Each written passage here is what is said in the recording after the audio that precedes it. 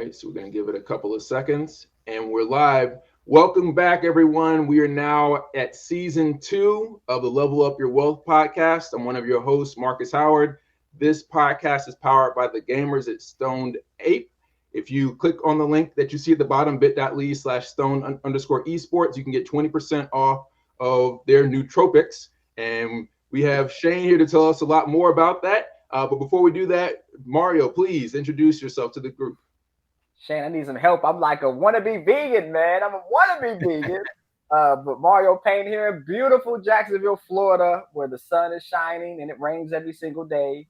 But just happy to be here. Happy to talk to Shane, my Army battle buddy, right? So we'll let her have a conversation about that and also the vegan snack that he has. Well, it's great to meet. I didn't even realize that. Were you in the Army also? Yes. What? Of course. Yes. Nice. Yes. I was not, but thank you both for your service. Well, it's great to be here. Thanks for having me on. You tell us a little bit about your background, how long you were in the military, and then we'll jump into a round of rock, paper, scissors. Yeah. So my name is Shane. Started my career off in the Army when I had no idea what I wanted to do. I actually met 2 of my co-founders in the Army. We were all 3 freshmen at West Point together, and we've been the closest of friends for going on 22 years at this point. I always knew I wanted to be an entrepreneur, just didn't know what that idea was going to be. When I got out of the military, worked in finance for a little bit, and then really was an entrepreneur for the rest of my career, starting back in 2012 or so. Spent most of that time working in technology though. And that was when I really started getting exposed to the idea of, esports in particular. And it's more of a recent phenomenon than anything. But, the last 6 years or so, I've been one of 4 people who've led a company called Weaver. And, our entire company had backgrounds in gaming. And, when we started Stoned Ape, which I'll get to in a second, the team and I were thinking, who are the athletes of the future? And, what is the most accessible sport? Simultaneously, mental health has always been a huge priority for us. I myself have experimented with countless, supplements, pharmaceuticals, even just to get that edge. As an entrepreneur, you're constantly trying to squeeze the greatest amount of performance out of your mind, really. But, things like Ritalin, Adderall, they're effective, but what cost do they come at? So when we were starting Stoned Ape a few years back, we were thinking, what segment of the market is really not being addressed? What are we really passionate about?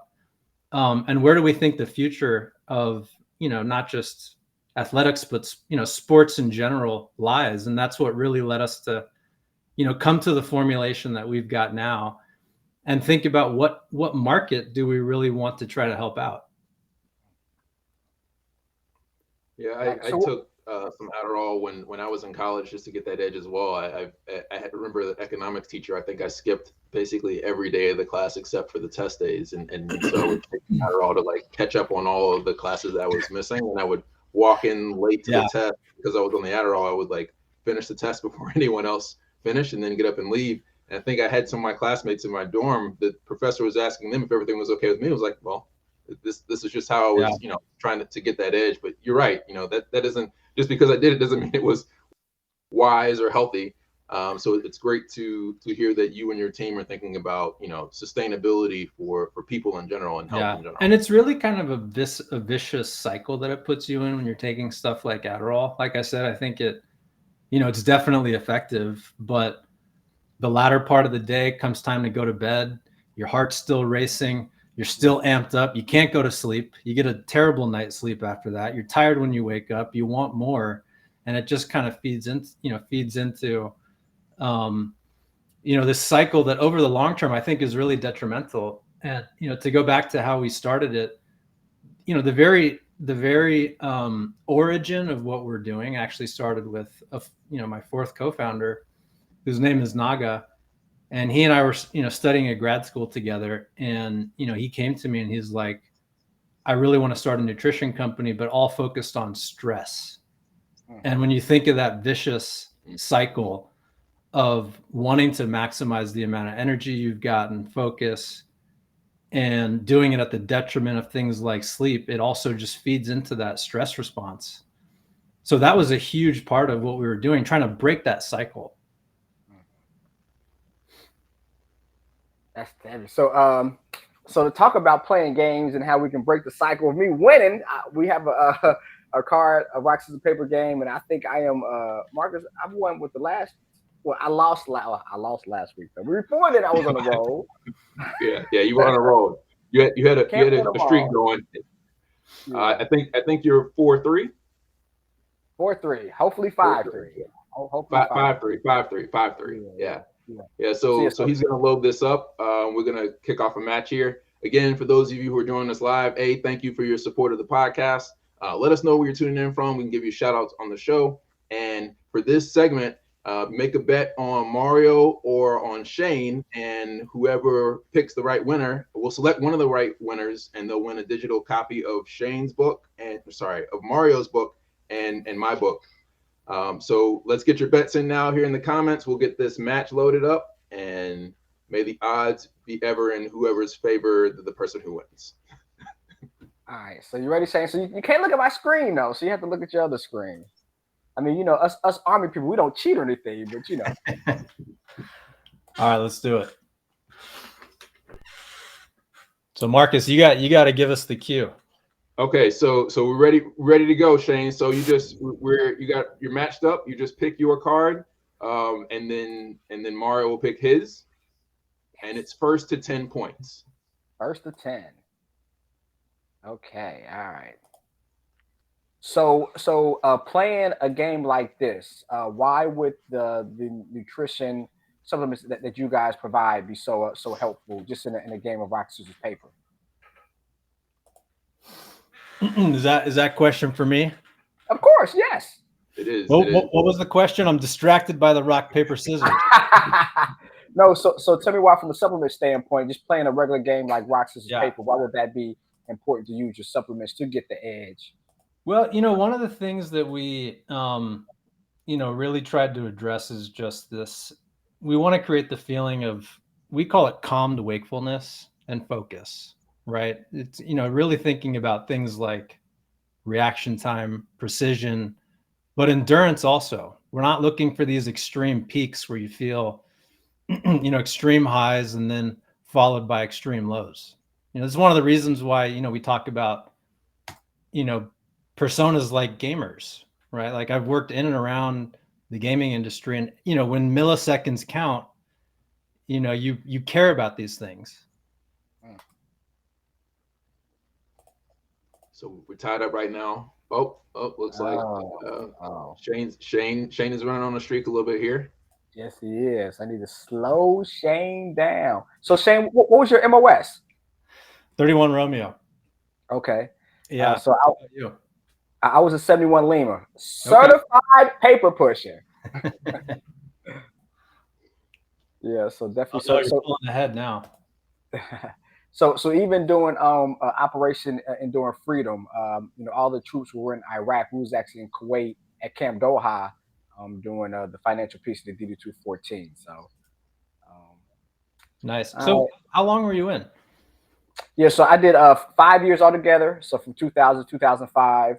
Oh, match point! I gotta concentrate, Shane. Hold on, I gotta concentrate. I know it's so hard to play and pay attention to the questions. Yeah. Oh! All right. Shane. So Shane won. Let's see. I don't know if we had any bets in for Shane. I think everybody was super confident about Mario winning this. Let's see. Go ahead. Myra, Derek, I disappointed y'all. Everybody else who voted for me, I was a disappointment. But no, so as I was saying, so even so I was in from 2000 to 2005. I was reservist, and I spent basically 3 years reserve, and then when the war started in 2003, again we was in Camp Doha, Kuwait. I did that for about a year, and then we were stateside at Fort Knox for a year as well. So Nice. So we had a lot of overlap because I was in from 2001 to 2005. Okay. Okay. Yeah. I spent most of my time at Fort Lewis. Fort Lewis. Okay. Okay. Cool. So how was West Point? Because I know you said you went to West Point, correct? It was my best friends to this day are all still from West Point. Really? In fact, yeah, we met freshman year. When you're a plebe, you're basically scum of the earth. No rights. You're essentially indentured servants. Okay. But you know how it is when you're in the military. The sucky times is what really bring people together, that build that sense of camaraderie. It's when I first truly, understand the meaning of commiserate. But it forces you to find your people, the people that you want to be close with, the people whose values you share, the people whose backs you will have, and they'll have yours. Like the group of friends that we have literally been best friends for the last 20 plus years, and we've got a WhatsApp group, and I don't think there's a day that goes by where we're not talking to each other, and that's 20 years later. So I mean, that's that was the best thing I got out of the experience. Yeah, and it always said that. So I was in, like I said, college when I was in the reserves, and same thing. I have friends. I went in 2000. Friends, we have a group text that we talk every day, anywhere from sports to we did like an investment together. We bought some property all together. So definitely to your point, it's something about kind of being in that environment where like-minded people that just trying to figure it out, trying to make it, just kind of grows together. So so tell us, with the supplement standpoint. So I know you were kind of identifying gamers because those are athletes of the future. So what separates an athlete from a physical standpoint and a gamer from a mental standpoint? Well, I mean, everything starts in your mind, right? And that's regardless of whether you're a traditional physical athlete or whether you sit at a keyboard. Like everything, like you are what you pay attention to, right? You are your state of mind. And that's what we were really interested in targeting. Like I mentioned, everyone on my team has experimented with countless different supplements over the years, and we found that we were taking a lot of supplements individually, various ingredients that we had experimented with, but there really weren't a lot of products that combine those together in an easy to take stack. And that's when we really started thinking, well, let's just make our own. And like I said, we've been friends for so long. We've always talked about starting a company together, and we wanted to do it, in an industry in which we were knowledgeable and had a lot of passion. But to answer your question, I mean, the difference is obviously a physical one when you're talking about traditional athletes and mental athletes. But if you're not taking care of your physical health as a gamer or someone who is much more cerebral in terms of your day-to-day life, it's going to affect your mental performance too. So I actually think the separation only goes so far between the two. And even though we're talking a lot about gamers, I think the reality is anybody who cares about mental health should would be a relevant audience for us. We're by no means focusing on esports or gamers to the exclusion of traditional athletes. In fact, one of the core pillars of what we're doing is it really does all revolve around trust and quality, right? Like a big complaint that we had, looking at different products in the market is like, the supplement industry is not FDA regulated, right? So you can essentially, to some degree, put whatever you want in these things. It's not regulated by the FDA. As a consumer, that's a scary thing if you're actually taking a lot of these supplements on a day-to-day basis. Just the bioaccumulation, like you just don't know what's happening when there's been literally no sign off, on a lot of the products. That was something that we wanted to address from the get-go. And, prior to starting this company, I tried wherever possible to only take supplements that were NSF certified for sport. That's it's a certification that if you're a professional athlete, Major League Baseball, UFC, like you are not allowed to take certain supplements unless it's got that certification or something similar. So we knew from the beginning we want that because those are also audiences that we want to help, and they're not gamers at all. Mm. So is that basically like the safeguard agency or community? Because you said it's no FDA approval. Because I see commercials like, the one with like Frank Thomas and Doug Flutie. Like I see those, and I mean the marketing is incredible. I thought they Yeah. were FDA approved. So no supplements whatsoever. So so vitamin C, vitamin D, that's not FDA approved either. I'll give you an example that my co-founder Naga talks about quite frequently. There was a test of mushroom supplements, I believe, on Amazon recently. Out of, I think, several hundred different mushroom supplements that were tested, something like 75% of them had absolutely zero trace of mushrooms in them at all, despite being, branded very much as a mushroom supplement, right? Yeah. So, a lot of products get by purely on marketing. I mean, the reality is every product needs to market, but a lot of them you have no idea whether it's mushrooms or crushed up bird feathers. I don't know, so for the NSF certification for us, which the vast majority of brands do not do because it's very expensive, it's very time consuming, it means a few important things. Number one, what is on the bottle is actually inside the bottle. If it's on the label, it's in the bottle. Two, your manufacturing facility is inspected annually.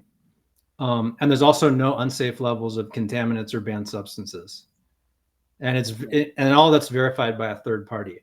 If you don't have that, I'm not saying that every brand that doesn't have it is not a quality supplement, because I know that that's definitely not true. But it makes it much harder if you're a serious athlete, and especially if you're, taking these things every day, to know like what exactly is going in your body. Yeah. So from a manufacturing standpoint, most manufacturing is done in China, or is it a huge market here in the US or in Canada? It's done. I mean, it really is done all over the place. It was very important to us to have it done locally. So our manufacturer is actually here in Los Angeles. Okay. But I mean, ingredients are sourced all over the place. Right. And of course, a lot of brands do source from overseas because it's just cheaper. Yeah. You talk a bit about the stack, and if you don't mind, I'll share the screen so that people understand your philosophy of the balance of what you're bringing to the market. Is that okay? Yeah, let's do it. And then again, anybody, if you're joining in now, feel free to let us know if you have any questions for Mario related to wealth management or financial literacy, or for Shane about nutrition in general. And Jerry Singer said, "You are your state of mind." So accurate. So true. So true.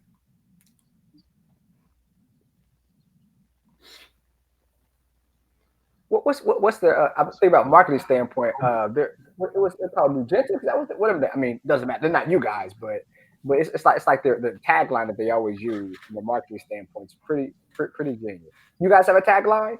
Tagline? We have we have many. The one that's on the website is Consciousness Evolved.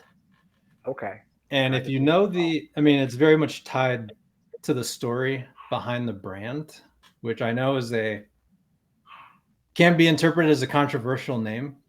I mean, do you want me to tell the story about the brand so the tagline actually makes sense? Heck yeah. Please. So the stoned ape comes from you can argue it's a wacky theory. I have no idea if the theory is true. But it comes from a theory. It comes from a theory called what's that? When somebody says stoned, I think about something different. Exactly. You know what I mean? Yeah. So there was this theory put forth by a guy named Terence McKenna, and he was a professor at Harvard many years ago. And he came up with this theory that the primary catalyst behind the evolution of the modern day, human brain was primates eating magic mushrooms over millennia. And he claims that it was the molecules in those mushrooms that really led to the expansion of human consciousness. And regardless of whether you believe in the theory itself what really resonated with us was the idea that what you put in your body really does impact how you show up in the world. Secondly, if evolution in any sense, particularly in terms of growth, is inevitable, you should be very deliberate about how you impact that evolution. And, finally, we don't like we consider what we've made a very serious product, but we don't want to take ourselves too seriously. Right. So like for those reasons, we love the name, but I realize that if you come to the website, if you hear about the product, the first implication is it's stone. There are no drugs, there are no mushrooms in the product. But back to the tagline, consciousness evolved. It's really all about that, notion of, evolution just in terms of personal growth, I think, more than anything. Okay. Well, you did a better job with the tagline "Consciousness Evolved" than what I immediately thought of was "Get Stoned." That is funny. So so tell me about the energy, the zen, and the dream. Yeah. So, we talked about this this vicious cycle that is very easy to get in, especially when you're taking pharmaceuticals. But in a nutshell, Zenergy, Zen, and Dream are natural alternatives to Ritalin, Ambien, Xanax. And we design them very carefully to correspond essentially to the body's natural circadian rhythm. So you've got something to take if you're a morning person or, whenever you wake up, whenever you need that jolt of energy, that's Zenergy. Zen, we design more as an all-day solution. I myself take it closer to the end of the day. I've done my workout. I've done my work. I want to slow down a little bit after having, had that full day. And then Dream is really all about recovery. And it's a sleep aid. We call it a PM nootropic because we've included other ingredients that are good for things like, neuroprotection, long-term brain health, recovery, stress. But you really can't think of them as natural alternatives to those three pharmaceuticals. Okay. That PM nootropic, does it have like an onset of drowsiness? So like if I had a glass of that like before this show, would I be asleep before the show ends? Or how does that work? It is definitely not like Ambien and going to knock you out. The one thing that I always tell people is like no pill is going to solve all your problems, including ours, right? Like you really have to combine any sort of nutritional regimen, supplemental regimen with just healthy behavioral practices. Like you can't expect to, only get 2 or 3 hours of sleep a night and expect it to work wonders. That said, we just launched 2 weeks ago. Obviously, we've got a lot of contacts in the military. One of our friends in Delta Force, which is essentially special forces in the military, started taking it. The very next day, he sent us a screenshot of his Aura Ring statistics, which is a sleep monitor and fitness wearable. Yeah. And he said, I just got the best night's sleep that I've had in months. And wow. he showed us his sleep score over time, and you can see that it was hovering around like 60% or whatever.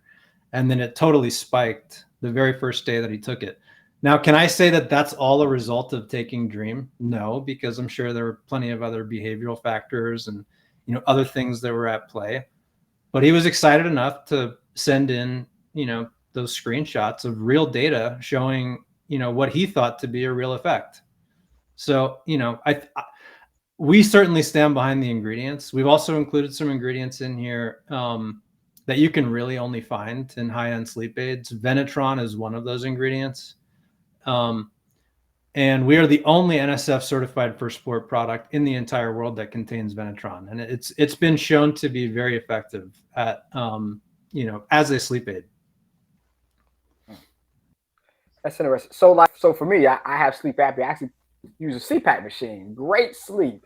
So for a person who doesn't want to use a CPAP machine, just has sleep apnea, you think taking the Dream will help them get a better night's sleep as well, to have the REM kick in where they really get a good night's sleep? Yeah, I think it will play a part.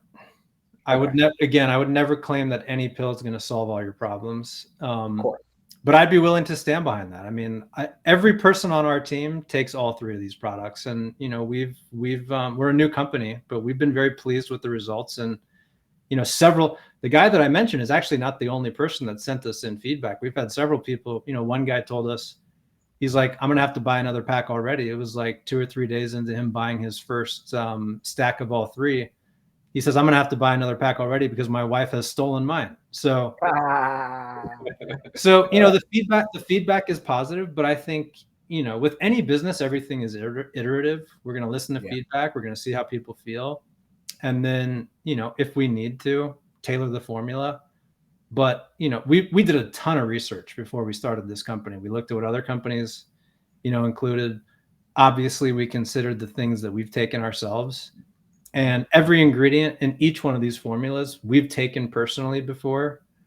So, you know, from purely from an individual ingredient perspective, you know, we've had years of experience taking them with pretty good effects. It's why we wanted to formulate these in the first place. Yeah, yeah. Now, so from a industry standpoint, and we'll definitely get back to cover specific, but just from an industry standpoint, how big is a supplement industry? Is it a multi-million-dollar industry? Is it a billion-dollar industry? And kind of what type of specialization or footprint you think you can make in the industry as a whole? Well, it's definitely a multi-billion-dollar industry. I can tell you that. Okay. You know, one of the considerations that we had when, you know, Naga first came to me and said he wanted to start this company was, is it too crowded of a marketplace? You know, there are a lot of supplement brands out there. A lot of them do quite well. But what encouraged us to proceed again was, in our estimation, a lack of like true quality products. And my partner Naga says this all the time. Like, one of the missions of starting Stoned Ape was to bring the rigor of the pharmaceutical industry to the supplement industry. And there are other companies that I think do this really well. I really admire the company Thorne. There's other companies that I really admire, like Pure Encapsulations, but they don't offer the type of supplements that we're looking at here that are formulated the way we formulated them. And when we first started the company, there were literally 0 other nootropics that had the NSF Certified for Sport certification. So it's a very big industry. It's a very commoditized industry. But you know, I mean, our mission is to try to make an impact because we're focusing at the very top end of the spectrum when it comes to quality and trust. Because I think there's, you know, unfortunately, a lack of those types of products in the industry. Yeah, yeah. So with the industry that big and so many feet to the fire per se, people trying to grow and scale, you know, what do you think sets you guys apart? Well, I mean, we've talked about it a little bit, but the trust factor. Okay. You know, that by far, I think that is our distinguishing factor.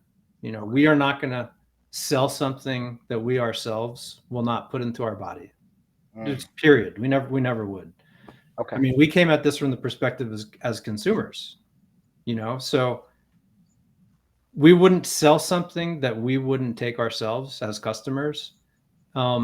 We also want to have fun though. You know, we didn't want to put out a bottle that looked like a very generic or, you know, medical product. You know, that's why we kind of leaned into this sort of ridiculous and controversial name. You know, one of the things we talk about is our name is controversial. Our ingredients are very much not. Right. So, but I think in the future, there's a number of other products that we've been researching, which I won't say now. But we do plan on expanding our product offering. But we really want to get the initial stack right, and we want to make sure that people love it. And so this is a vegan option. So how was that conversation, the decision making process to make this vegan instead of, you know, not non-vegan? How was that discussion, and how did you guys come to that decision? Yeah. Well, none of us are vegan. One second. Can you share the definition of vegan and how that's different from vegetarian? Yeah. Yeah, vegan is absolutely zero animal products. And I can give you countless reasons why, philosophically, environmentally, people should be vegan. Um, I think it's and this is probably a controversial statement for a lot of people, it's one of the best things you can possibly do for your health. Um, I'd estimate at least 75% of my own meals are vegetarian or vegan. Um, but I like meat. I like sustainably. I like sustainably, farmed and cultivated and raised meat. Um, I have big issues with the industrial, the way we treat animals. Yeah. Um, that's part of the motivation. But honestly, it more has to do with inclusivity. We don't want someone to be turned off by our products because they're vegan or keto, which our products are also keto. Because we've got some trace amounts of ingredient, not even just in the ingredients or the formulation itself, but in the capsules, right? So it's really about inclusivity, making sure as many people who want to take it can, regardless of what their diet is. Mm. So correct me if I'm wrong, but it sounds like you guys are in a big industry, but you want to have a niche, and that niche is the vegan way, if I'm not mistaken. Well, it's less about vegan and more about being accessible to people regardless of what their diet is. you Okay. know and also, if you just look at the trends, more and more people are deciding to, if they're not going vegan, they're going vegetarian, or they've got Yeah. some diet, and we don't want to turn those people off. Yeah. I would say probably for like the last 4 years, I have probably been either vegan or vegetarian, probably for like 2 years, like off and on. Just and for whatever reason, like we can't stick to it. It's like something with like glazed salmon Yeah. or barbecue chicken that just gets me coming back every single time. You, But the funny thing is, when I first met my wife almost 10 years ago, she had not eaten a single bite of meat for, I think, 7 years. wow. Um, and then, I think a year or two into our relationship, that totally changed. She started eating red meat. Now she is the one who's telling me, I really want a steak tonight. Mm, So I'll make her a steak. Now I'm the one in the family that's encouraging us to eat less meat. And she was yeah. she was a pure vegan before we met. Yeah. I think I'm the guilty person. My wife, yeah, I mean, she's it's like tofu's every day for her, but then she cooks for me and she takes a bite here or there. So my bad, babes, my bad. But yeah, that's interesting. So like from a scaling standpoint, I know you guys are new to the industry. You of course been using your own supplements, but new to the industry. So what does the company look like a year from now, 3 years, 5 years from now? Yeah. And then second question from a marketing standpoint, is it more word of mouth? Are you trying to get it with the military to kind of help that way with your background? Is it more Instagram, guerrilla marketing, where you're doing a lot of advertisements? What does that look like to scale? Yeah, well, I'll take the questions in reverse order. I mean, the military community it just holds a special place in our entire team's hearts. I mean, like, so much of our, identity is tied to being in the military and the experience that we had there. And, obviously mental health issues are an issue in that community. That's not why we started, but, to the extent we can make a tiny dent in that, we'd like to. Hmm. So obviously it's a really important community for us, just in terms of getting exposure. We're a young company. We're all self-funded. We intentionally did not go out and try to raise a bunch of venture capital money, because we wanted to do things with a high degree of integrity, and not be influenced to make a lot of bad decisions, because everything came down to, like, shaving the most cost or getting the most margin out of everything. So that means we got to be creative with what we're doing and how we grow, and the communities we reach out to. But for us, the military community is very organic, because that's where we came from, Hmm. right? So of course, that's a important priority for us. And we've got a lot of enthusiastic friends who've been just phenomenally supportive. I mentioned a couple who sent us in screenshots of their results. I think the holy grail of any marketing is word of mouth, Okay. and I think for us it means leaning very heavily on networks that we've got extensive connections in. But it also really means, living up to the expectations that we set. If we say we're going to do something, we're going to do it. Okay. If we tell you that you're going to love our product and you don't, send it back, we'll refund it, right? Like literally everything about what we're doing is all based on trust. And I know talk is cheap, but I think to make people happy, you have to deliver on your promises. We've talked about esports and gamers. That's obviously an important community for us because I don't see a lot of, nutritional companies really paying attention to that community. I think they are increasingly so, but, when the most popular, I wouldn't even call it a supplement, but when the most popular products are things like Code Red and Mountain Dew, there's an opportunity for us to give you something that, could approximate the same, level of impact, but without all the sugar. There's no sugar in anything that we made intentionally. There's no flavor. We talked about gummies. We'll probably release some gummies at some point in the future. I didn't want to at first because I just don't want to eat the stuff that's inside them. Right. So, a year from now, hopefully we're still in business. I think we very much will be based on how things are going now. People are loving the product. And, we definitely want to roll out some new products. And I think most of the new products that we come out with in the near future will still be focused on mental health, different aspects of mental health. 5 years from now, we want to have a much broader suite of products to offer, and products that are, span the spectrum of, nutrition. Okay. And gaming specifically. So what type of initiative? Sorry, what did you say, Marcus? It's a little wonky here. I was gonna say, isn't Naga? Doesn't he have a degree in nutrition? Yeah. So Naga and I met. We were in grad school at Stanford. We were in grad school at Stanford together, and we were both doing an MBA. And he was doing a joint program in food science. That's cool. Sorry to interrupt. And then No. That's a great question. Stanford. Just go ahead and drop that on us right there. Stanford. Okay. Roll that back. How was life and time in Stanford, being around so many entrepreneurs, like-minded people? How was that experience, and how do you think that allowed you to kind of be here to create your own company? Stanford was great. I mean, the people there are they're phenomenal. And, I was doing a MBA program there, which is obviously business focused. But I think one of my favorite things about the Stanford community is that it's not just a bunch of bankers and consultants, which I have zero issue with. I was a banker at one point in my life. It is a very diverse crowd. And I mean that in the broadest sense possible. There's, I think, something like 30% of the class or 40% of the class were former engineers. You've got Navy SEALs, you got a lot of military people like myself. You've got people who are entrepreneurs. You've got, people who are former professional athletes. It's a very diverse group of people. And I think 40% of the class is international.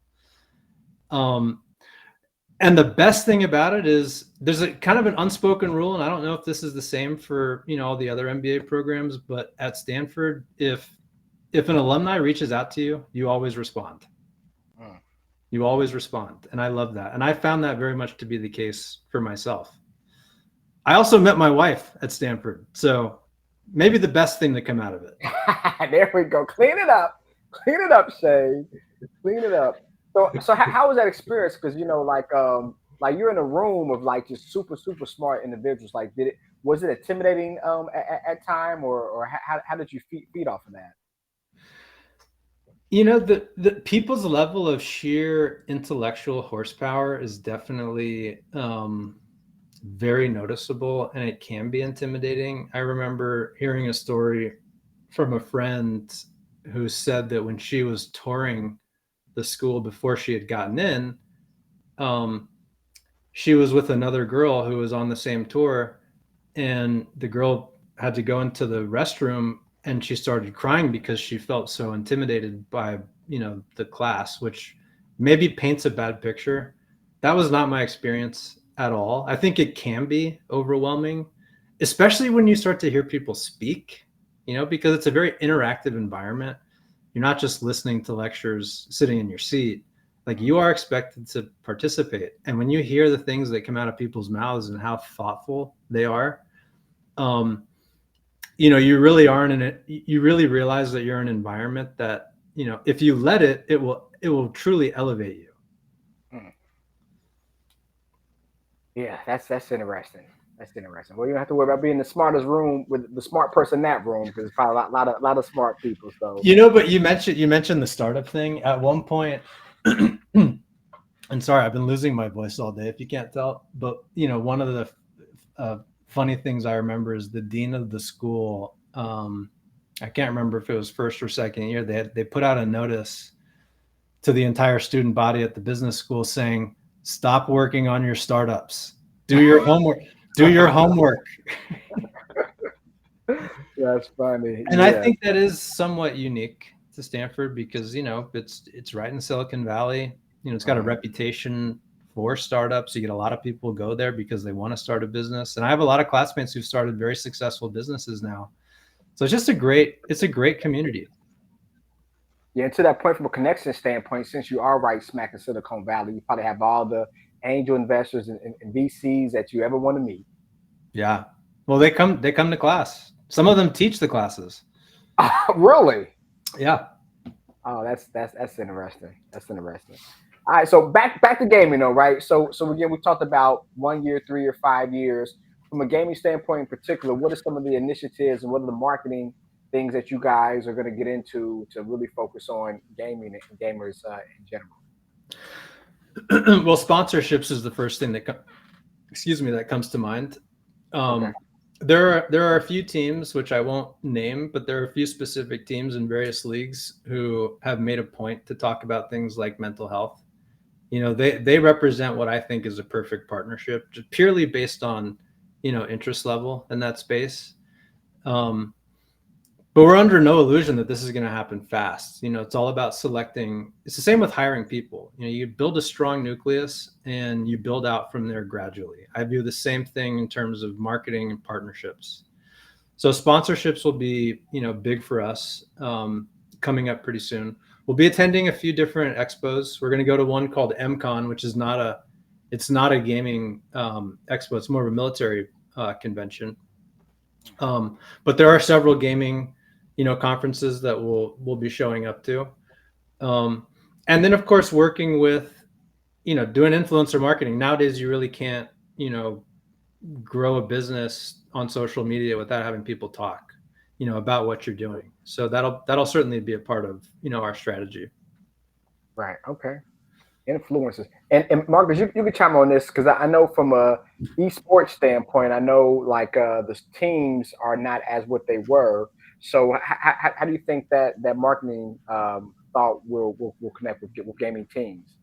I think that there's a strong opportunity. Great question. Strong opportunity to do rev share with the teams. I think in the past we have seen in esports is a bunch of brands say, "Hey, I'm gonna, for lack of a better example, pick on FaZe Clan. Hey, we have 500 million people in our aggregate audience, so you should sign us this 7 or 8 figure sponsorship deal for 2 years," and then may or may not deliver on that deal once they've already gotten the check. And I think that unfortunately a lot of brands have been burned in the process. Yeah. So I think a rev share opportunity aligns interest and goals, right? If they want to generate revenue, then they need to get to work making value for the brands who put their dollars into sponsor. So maybe some lower amount of initial sponsorship and then rev share, I think, is what the industry needs to put more responsibility and accountability back on the esports organization. Yeah, and we've heard some of those horror stories, which makes us, very much want to take kind of a, measure twice, cut once type of approach. Like we're not interested in growing at all costs. It's really about finding the right people who share your values and you can trust to live up to their end of the bargain, and I think that just takes time to do. Yeah. And the other piece of that, the other part of that is that smaller organizations have, I guess, counterintuitively stronger relationships with their community because it's not just like a number on an accounting sheet, right? So if you have a community of 30, 40, 50, 100,000 people, there's a chance that the individuals in that organization know and interact with on a daily basis some of those individuals, even if it's a subset of that 1,000, 5,000, 10,000 out of 100,000. Yeah. You've got 500 million, right? Like you just basically, it's just a number on a sheet. Yeah, I agree. Yeah. What are so like I know we see like a lot of tournaments, right? So percentage wise, how many participants you think are taking supplements like Adderall, for instance, in the gaming tournament? It's hard for me to get. I mean, it would be a total wild ass guess, and I don't want to throw out something that I really have no idea. But anecdotally, I've read countless reports and articles that say that it is rampant in the industry. I know some leagues have started to drug test for it. Really? That's what I've heard. Wow. Okay. Yeah, I've seen some issues in the Call of Duty League about that, and I imagine that it would be even more like prevalent in a game like what am I thinking of? League of Legends, where like number of key entries per second matter. Yeah. Well, you probably see more and more use in that. I mean, you probably know better than anyone. Down to the your keyboard. People are buying equipment because it's got it's milliseconds faster than others, right? So people do care about those edges, however slight they may be. But for me, it also goes back to the certification, right? So like, if these gaming leagues do start to implement similar restrictions, particularly around things like drug testing, we want to be a reliable source that you can go to because it's got the mark that traditional, professional sports leagues count on. There's probably a lot of potential there as well as we talk about esports trying to become a mainstay at the Olympics, right? And that's something that the esports space has been clamoring for years. Yeah. Well, I mean, I've long been a believer that just that set of skills is it's not gonna stop becoming relevant in the future. Like on the contrary, it's gonna become even more relevant. I mean, in the military, like think about how much is done behind a computer now, and how much more will be done behind a computer in the future. Yeah, no, that's true. Now, that definitely how wars quote unquote are won are a lot different now than what they were when me and you joined the military 20 years ago. Nevertheless, World War I, World War II. So imagine combat 5 years from now, 20 years from now. Yeah. So yeah. And who do you think they're going to recruit? People who are familiar with the technology. They've got the the muscle memory of being able to fly a plane virtually or a drone or whatever it is. So I feel like obviously the industry is already very big, but I think it's just going to get bigger and bigger.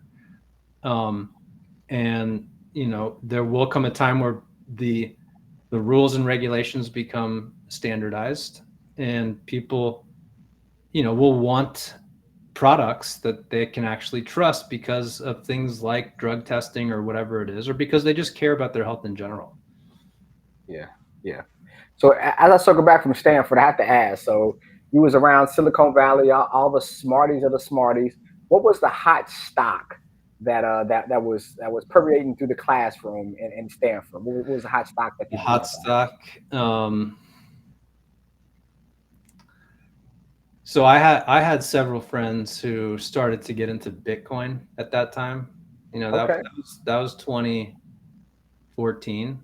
So in my crowd, I think it was probably crypto more than anything. Have you held on to that crypto now? I mean, you've done pretty well, I would say. Pretty well. Well, I gotta share my screen, and we talk about crypto. So I'm definitely 'cause as you know, CFP have my own RIA. I actually have my own index fund on the market. Symbol LETB. Y'all can check it out if y'all want to.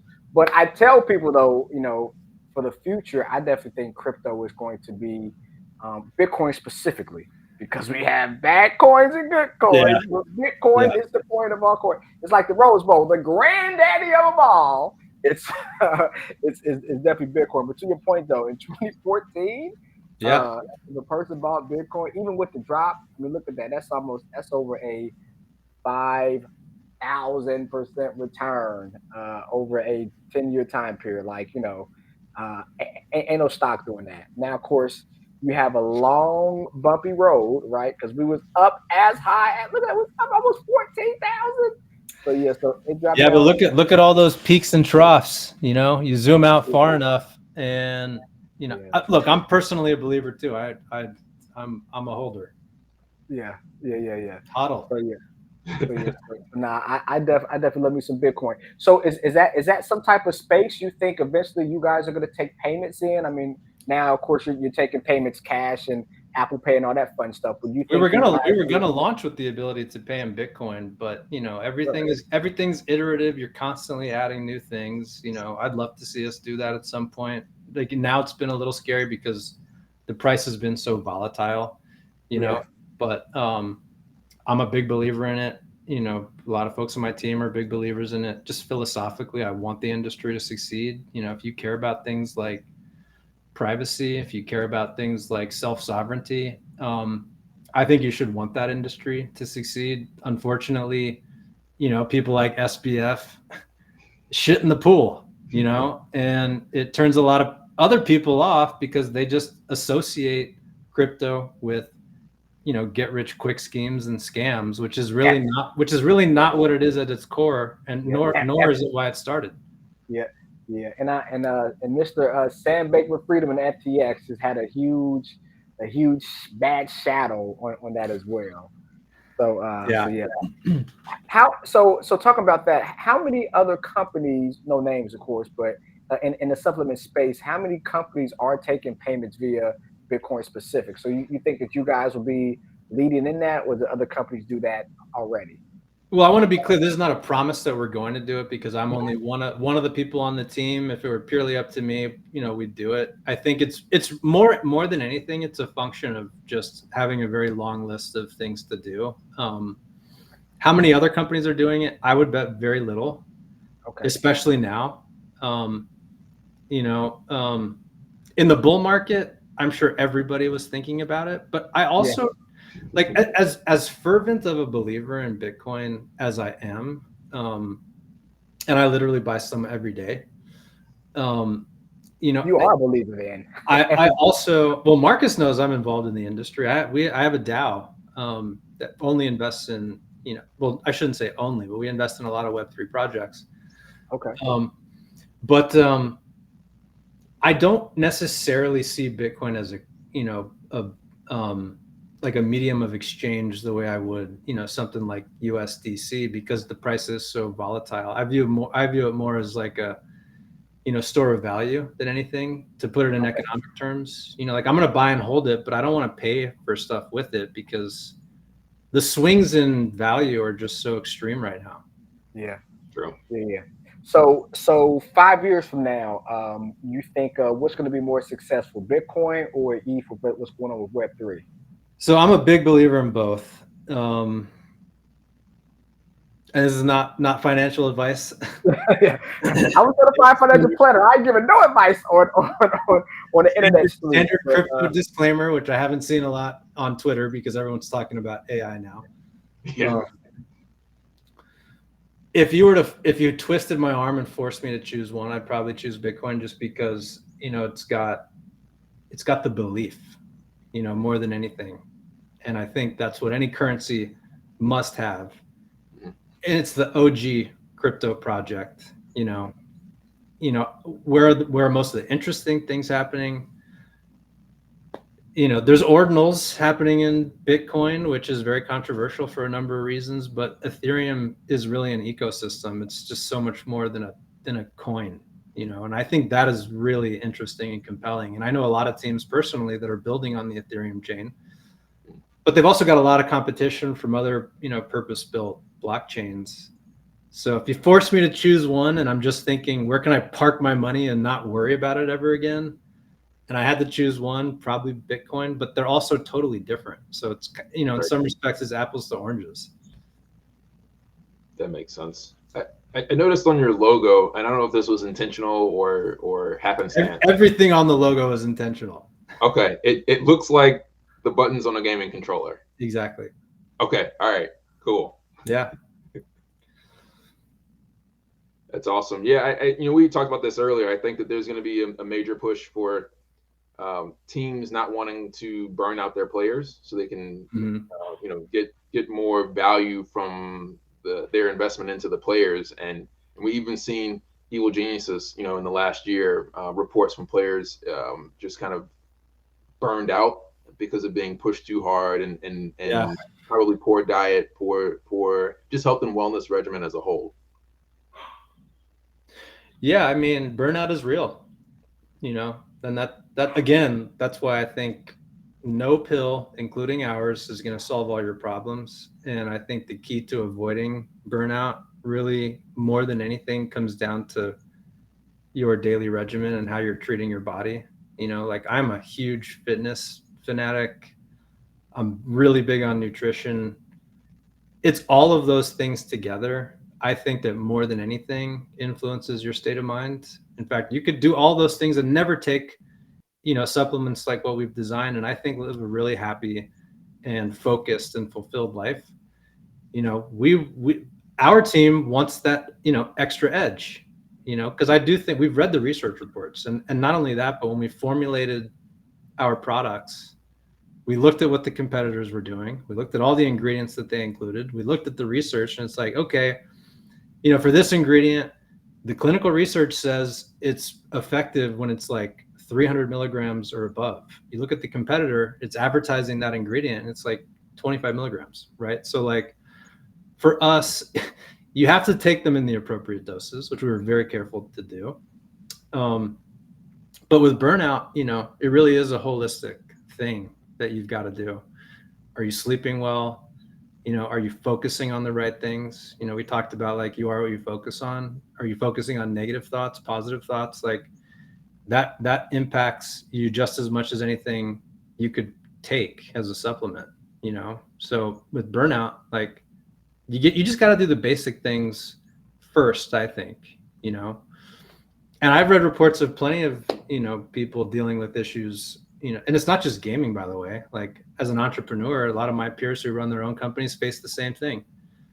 They don't think about the longevity of the experience. It's like, it's not a sprint, as they say, it's a marathon, right? You got to pace yourself. All right, we lost your audio. he's pantomiming here. He's some sign language. Yeah. Okay. Yeah, you can jump back in if that helps. Shane, do you see opportunity for this in tech environments? Absolutely. Where essentially like this becoming a replacement for coffee? It certainly can be. In the Zenergy product, the AM nootropic, there's the same amount of caffeine in that product that there is in a cup of coffee. So definitely. Okay. I take both because I love coffee too much to give it up. I'll never give it up. Yeah. And so Jerry's Singh in the chat said, as someone working on a Web3 game, love hearing the discussion about crypto and Web3 overall. That's awesome. So Shane, my last question, I've been trying to get in retail. What's your thought? Is it better, you think, to be online only, or do you think it's value in being in stores? I definitely think there's value in being in stores. If for no other reason than, building awareness and exposure, people still go to stores. We've chosen not to do it now purely as a function of how much focus can we give every initiative we're doing, and how can we execute on every one of those initiatives with our full focus and to the, the best of our abilities. We've had some stores and clinics, reach out and tell us they're interested. A very small number. It's also just a totally different economic structure. Your margins are a little lower. You know, it's good because they're buying in bulk, so you can move more product. Yeah. But then you also got to think about what kind of place is this that's selling the product? Do I want my brand there? I won't say the name of the big pharmacy, but one of the pharmacies we could have gotten in very early, and we made the decision not to because we just didn't think at that point in time, at such a young stage of the company, that it really was simpatico with our brand, so we evaluate it, we talk about it. I think it's certainly possible. I wouldn't be surprised if we do at some point, but it'll take us some time to get there. Yeah. And to that point, it was asked because from a margin standpoint, right? You would think it will be not asking the business part, but it's higher margins when it's online. You get to control things compared to being in the stores. So much you're playing the volume play. Yeah. But then of course you have to pay up front, and and sometimes from a scaling standpoint, it seems like you're scaling quicker in the big box stores or doing retail, but you're really not. So that's why. Yeah. Yeah. Look, I mean, we're not opposed to doing it. It's just you got to plan it out. We will be launching on Amazon pretty soon. Okay. But like we said, the economics are just totally different. And one of the reasons why that is really relevant to us, aside from the obvious point that any business needs to make money, is that which I haven't mentioned before, is that we very deliberately, when we first started the company, thought there was an opportunity to give people the absolute best product they can get, but not have to pay for it. Right. So it's high quality, medium price point, not high quality, super high price point. And I've seen a lot of products that purely from a formulation standpoint are definitely inferior to ours, and they're charging 2 or 3 times what we charge. And we just don't want to alienate people like that. Like to spend, $40 on supplements is not cheap. Unfortunately, we base it on our costs. We sourced all the best ingredients, the best forms of the ingredients. I don't know if the audience, knows what bioavailability means, but there are different forms of every ingredient that you can take, like magnesium, for example. So we have a very specific form of magnesium, which has been shown to, promote a range of different health benefits. But if you read the research, magnesium bisglycinate is one of the most bioavailable forms of magnesium that you can take, which means that your body can actually absorb it a lot easier than other forms, right? So because of that, the cost is high. We don't want to pass all that cost on to the customer, but we can only do so much, So yeah, of course. So retail for us is like, well, I don't want to charge 60 or 70 for what we're making. I want to try to charge as little as we can. Yeah. Not totally understandable. Shane, you talked a little bit earlier about the importance and the value of word of mouth marketing, and then you having a vision and a goal to work with some teams, and I'm asking you for the names of the teams, but can you talk a little more about trying to scale word of mouth marketing through the partnership program? Yeah. Well, are you referring to a specific partnership program or just partnerships? Your affiliate program. Yeah. So that's exciting for us. We just launched an affiliate program 2 days ago. I don't know if we can paste the link here, but that is open for literally anybody to sign up for. And if you want to paste the link into the chat here, then I can get it back over interested, but if people are not familiar with an affiliate program, it essentially is a program in which you can sign up. In return for signing up, you get a link. If you share that link with other people and they buy, we'll give you 20% of the total revenue of the product, not the profit, of the revenue. So if it's a $100 order, you get $20 in your pocket merely for sharing the link. So that'll definitely be part of what we do. And again, it's open to anybody who wants to sign up. But we will be later this year going out and pursuing some other types of partnerships. There's some athletes that we're beginning to talk to, traditional athletes, mountain climbers, obviously gamers. We've talked about esports a lot, but we're also a small team. We're doing it all ourselves, which is the reason why we want to partner up with good people. You know, Okay. Yeah. If you have that link, I'm happy to add that into the chat. Yeah, sure. So that people can get access to it. definitely from a partnership standpoint, I think partnerships are definitely key. I mean, you can do a lot more with people in the team that help, outside people from the team to help as well, compared to doing it all in house. So, um, yeah, You know, it's like they say, if you if you want to go fast, go alone. If you want to go far, go together. yeah, there we go. There we go. There we go. I'm not even sure where Excellent. to Excellent. paste So something you're going to, here, Marcus, yeah, but in the private, this is a private chat here oh, okay, I see it. for this platform the three of us are on, and then I There can you get go. that kicked over to LinkedIn. It's all yours. Thank you. Thank you. All right. So I'll add that in the chat for those of you who are listening when this goes out to the podcast platforms tomorrow, where you won't be able to see the link in the LinkedIn chat. Or if you're on Twitch, YouTube, Facebook, Twitter, the other channels, the website is https://af.uppromote. That's uppromote.com/stoned8/register. So if you go to that website, you can register to be a part of the affiliate program. As Shane said, 20% of gross sales. So great opportunity, especially again, if you are an esports organization or a gaming organization or any kind of sports or athletic organization, school, you have close ties to your community. And your community may be customers of this product anyway. It makes sense for it to potentially be a fundraising opportunity for you. And sorry, the URL is so complicated. We'll work on that next time. No problem. No problem. So thank you so much for your time. This has been awesome. Learn a little bit more about health and wellness, and we had crypto conversation, which is always fun. Before we go, can you do us two favors? Number one, if you'll let us know, out of the people who commented in the chat today, who would you like to win a digital copy of my book and Mario's book? And then after that, let us know how we can continue to support you, follow your success, and the company's success at large. That's a lot of pressure. You're gonna make people hate me for not picking them, but I'm gonna go since this person Myrna was a fan of Mario for the rock paper scissors. I think she should get rewarded for her early support. Excellent. Oh, and then it's a toss up.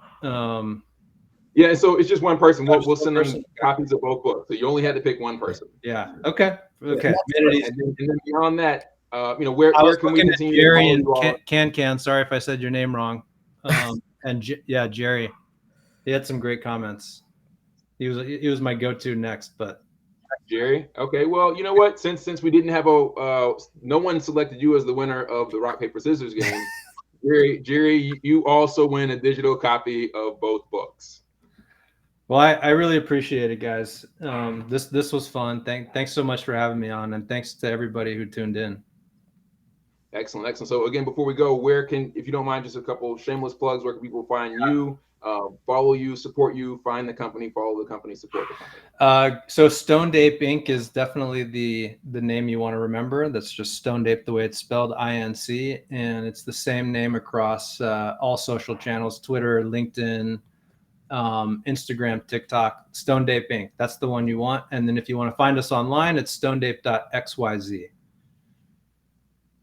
Excellent. And then Mario, where can people find you, follow you, support you? Yeah, very easy. So Painful Profits, PAYNEFUL Profits. Please follow. Try to get to 11,000 followers as we keep this trend going. Of course, if you have any financial advisor information or questions that I can help with, Toms Financial, TOAMS Financial.com. Excellent. And then if you're still watching, thank you for your support. As a reminder, if you go to https://bit.ly/stone_esports, you can get that 20% off your order of the stack. And be sure to support and follow Stoned Ape. Again, proud sponsors of this show, this episode, and the season. So thank you all for your support. We will see you next week. Our special guest is Amir Satvat, who is the LinkedIn top voice for video games. He has nearly 50,000 followers in his community, a host of resources. He's helped over the last year where there's been a 10% reduction in staff from layoffs and companies folding. His community has helped recover jobs for 5%. of the community. So he's basically cut that loss in half from what we've experienced as an industry over the last year. So really excited to have that conversation. Shane, thank you again for your time. Look forward to seeing the continued success of your company. And thank you all. We'll see you next week. We can help you level up your wealth. Y'all have a great evening. Thanks so much, guys. Take care.